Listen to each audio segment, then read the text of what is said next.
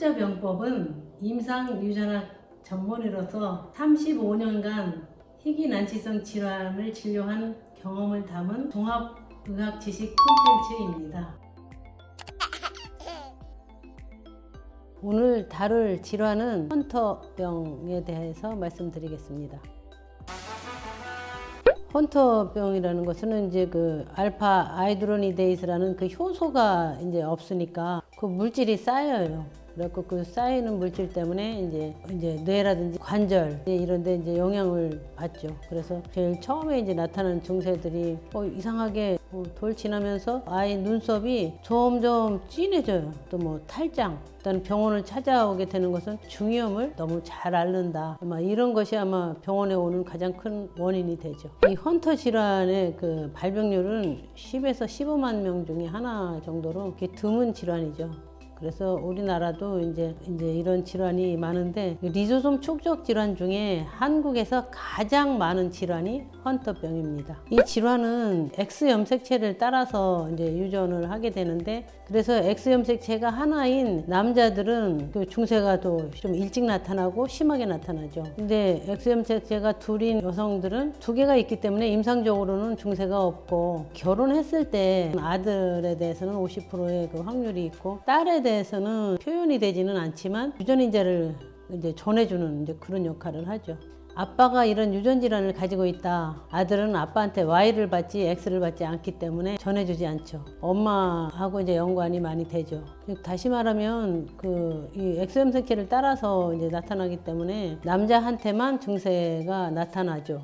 그렇지만 유전인자를 전해주는 것은 여자하고 관련되죠. X 염색체를 이제 둘 가진 헌터병은 두 가지 임상형으로 나누는데 증세가 심하고 잔여 효소가 이제 적은 A형과 잔여 효소도가 좀 더 있고 경한 E형이 이제 있죠. 이거는 이제 임상 증세는 그 잔여 효소의 정도에 따라서 1회 A, B형 그렇게 이제 둘로 나누죠. 그래서 B형이 훨씬 임상적으로 좀 경하고 늦게 나타나고 정신지체나 관절 증세도 훨씬 덜 심하죠. 임상 증세를 보면 돌 좀 지나서 이상하게 아이 눈썹이 조금 진해져요. 아이가 이제 성장 속도가 좀 떨어지고 다른 그 몸에 비해서 이제 혀가 좀 크다, 머리가 유난히 크다.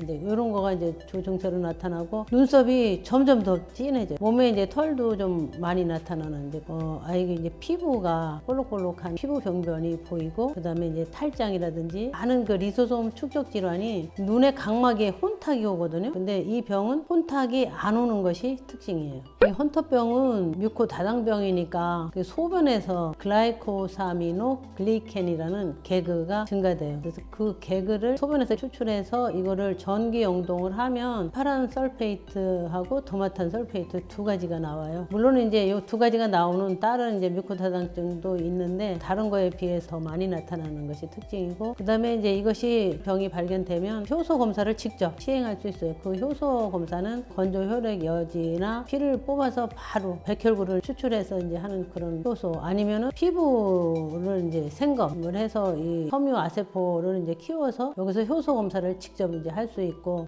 그 이외에 이제 되게 이게 이제 헌터병이 여자들한테는 보인자로만 나타나지 증세가 없기 때문에 가족력에 이제 헌터병이 있다면은 결혼했을 때 이런 가능성을 이제 확인하기 위해서 산정 검사를 하거든요. 그때는 유전자 검사로 우리가 확인이 되죠. 병은 이제 신생아 스크리닝 검사를 이제 두 가지로 이제 알아낼 수 있는데 리소솜 축적 질환은 이제 건조 혈액 여지를 이용해서 이제 할 수 있기 때문에 아직 이제 우리나라에 이제 보험 적용은 안 되지만 가능은 하죠. 이 리소솜 축적 질환은 이제 전에는 그 치료 방법이 없어서 골수 이식도 하고 뭐 이렇게 했는데 요즘은 이제 직접 효소 치료를 하는데 알파 아이드로니데이스라는 그 효소를 직접 정맥 주사를 해서 일단 지금 치료가 시작됐어요. 그래서 일찍 치료를 해야 이제 관절이라든지 뭐 이런 그 몸의 그 합병증을 좀 막을 수 있거든요. 치료가 늦으면 이제 관절이나 이런 거는 돌아오지 않죠. 그래서 뭐 간이나 비장 뭐 이런 장기에 대한 거, 그다음에 이제 키 성장에 대해서 뭐 이런 것들이 이제 훨씬 좋아지는데 이게 이제 중추신경계에 대한 증세는 좋아지지 않아요. 그래서 최근에 효소를 직접 그 척수액에다가 투여해서 중추신경계에 오는 그 합병증을 좀 이제 막는 노력을 이제 하는 거죠. 치료가 효과가 정확하게 있는지는 이제 아직 밝혀지지 않은 상태죠. 이 효소 치료가 상당히 이제 이제 가격이 비싸거든요. 그래서 전에는 이제 전적으로 이제 외국에서 수입해서 들어왔었고, 이제 지금 현재는 이제 국산화돼서 전에보다 비교적 좀그 가격에 대해서 좀 낮았는데, 이 효소 치료 값이 1년에 들어가는 그 한 사람당 1년에 들어가는 효소 값이 한 1억 원 정도 들어가는 이제 그런 건데,